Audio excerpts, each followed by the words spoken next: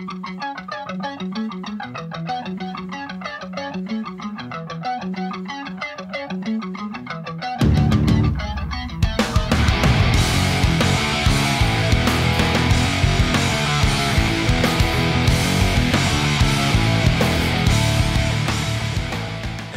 up, Panther fans? Getting to you here on a Thursday night for a little preview of this Saturday's Week 3 game against the Jacksonville Jaguars.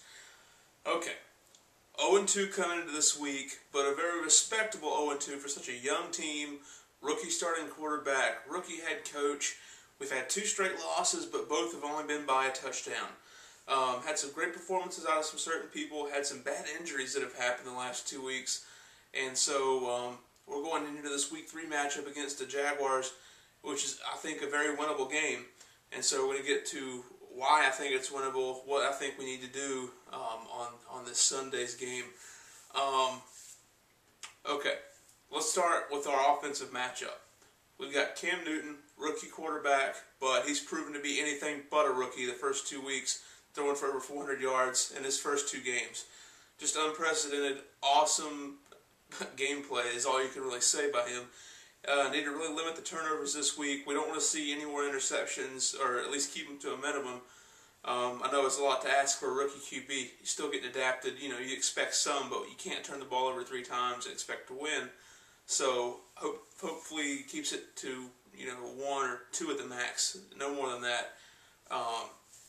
Can't hurt the team like that. But especially having him throw as many times as he's been throwing, around 50 times a game, you're going to have some picks too. That's going to increase the rate of interceptions.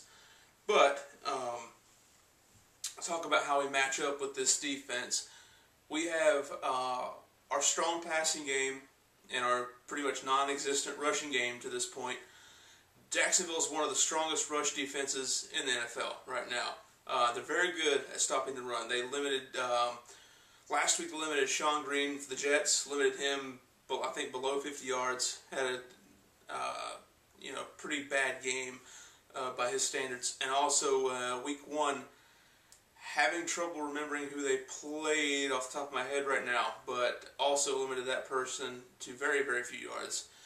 So I want them to still try to establish the running game this week. Let's just see what we can do. We've got Jeff Otah back in the lineup supposedly for Sunday.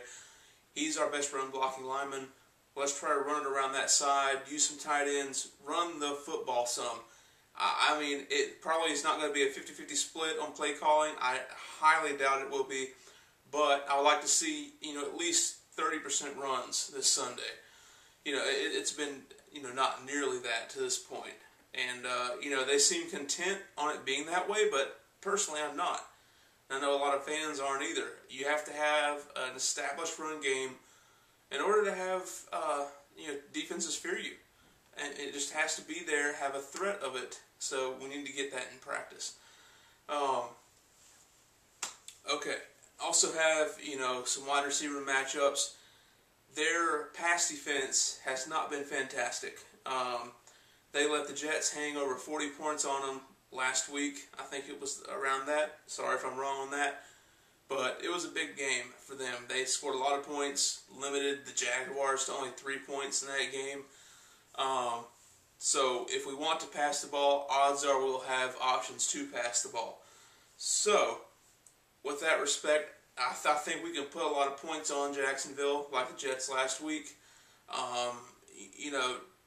3 or 4 touchdowns should be enough to win basically any NFL game. But, the way the defense has been playing lately, a little shaky at times. We want to have as much as possible, but we should be able to score on them. So, kind of a segue into the defense. Okay, getting banged up a little bit, losing Thomas Davis last Sunday to another ACL tear, which probably will likely end his career, I think.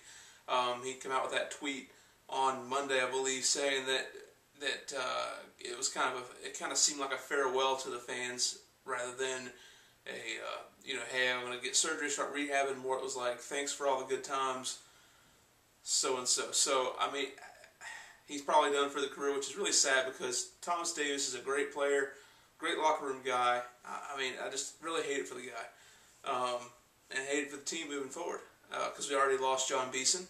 We lost Thomas Davis now. We're down to one starting linebacker that we started with. That's James Anderson, probably the lesser of the three, no offense, but, that's just a fact of life. He's going to be paired with Dan Connor in the middle, just like last week, who played pretty well last week against the Packers. And then I think it's Jason Williams is going to be getting the start and Thomas Davis' spot. And we'll also have Omar Gaither switching in and out. He's a former starter from Philadelphia, very familiar with Sean McDermott, our defensive coordinator. And we'll see how that plays out. The biggest thing, though, for this Sunday's matchup for our defense is going to be getting pressure on the quarterback. Jacksonville starting rookie Blaine Gabbert, his first ever regular season start. So he came out, as most of you know, in this past draft when we drafted Cam Newton #1. Jacksonville took Blaine Gabbert 10th overall. So both these guys are new to the NFL, but Cam has proven already that he's adjusted, and Blaine has not done that yet. I heard he had a pretty awful preseason, which, Cam didn't have a preseason to be really proud about either. But I think that McDermott is going to send the blitz early and often this week. That's going to be the game plan. I mean, it's his MO, it's his calling card anyway. But especially when you have a rookie quarterback in his first game, you're going to want to get pressure. And, especially last week, and really both weeks, I've been impressed with the kind of pass rush you've been getting. Haven't had much of a pass rush in the last few years, and Charles Johnson, Greg Hardy's been getting it done. Just that pressure with the front four has been fantastic. So I look for them to continue that, throw some complex packages in there against Gabbert, try to confuse him, try to force a few turnovers. But I think Jacksonville is going to be pretty smart to try to keep it on the ground against us for the most part. We won against Maurice Jones-Drew. He's a fantastic running back. He really is. And we have been very bad at stopping the run up the middle the past 2 weeks. We let Beanie Wells run all over us, and we let James Starks run all over us last week. We've got to figure out a way to try to stop Maurice Jones-Drew. That's the key to the game. We stop Jones-Drew, we win this game. Bottom line. Gabber's not going to beat us through the air, even though we are shaking the secondary with Charles Godfrey possibly being out this week. Jordan Pugh may get the start there. But, I'm really not that worried about the passing game for them. So, we have to really stack up pressure on the line, bottle up Jones-Drew, try to let those linebackers roam free and tackle them, which it can be tough with two rookie defensive tackles starting. It's really tough to guard the middle of the field. So, we're going to have to get creative with that, try to spy on him and just stop Jones-Drew. That's it. And special teams wise, same thing you look for every week, minimal mistakes, try to get a good return if you can here and there. One thing I want to start seeing though, I know Mike Goodson has some early success with running kicks out of the end zone and getting it about past the 20, but especially last Sunday, he had zero luck with that. And that's just an unnecessary risk. From what I saw so far in this season, I want him just to please stop taking unnecessary runs out of the end zone on kickoffs. You don't take the kickoff 8 yards deep in the end zone and run it out under normal circumstances, but now your defenders are coming at you from a lot closer. Just please take a knee. There was at least 2 or 3 times last game when they would kick off, Goodson would take it out 7-8 yards deep, run it out, get to the 15-yard line. That's unacceptable. And you also risk penalty at that point as well. You get a block in the back, a holding, something like that's going to send you back to the behind the 10. Don't do it. Okay, but just minimal mistakes, no turnovers. That's what we want to see. So that's about it. That's all I got for this Sunday. I'm excited. I think we have a strong chance to get our first win. We shall see, but we definitely have the matchup advantage against Jacksonville right now, and we should win. And this week you're adding some expectation. The first 2 weeks we lost, but fans seem to be okay with those losses because we made such progress. Cam's looked great. Different people have really managed to shine these last 2 weeks, but now you're facing a team that's somewhat inferior to these last 2 teams we played. So it's going to be imperative that we play the game, play a full game, and get a W this week. or else you're going to start seeing some fans start to kind of, get a little restless for the season. So this is a game we've got to win.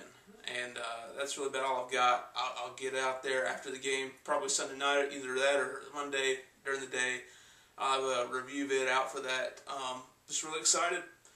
I've been spending every week so far this season, all week long, looking forward to the weekend because it's fun to watch Panthers football again. And I've heard a lot of people say the same.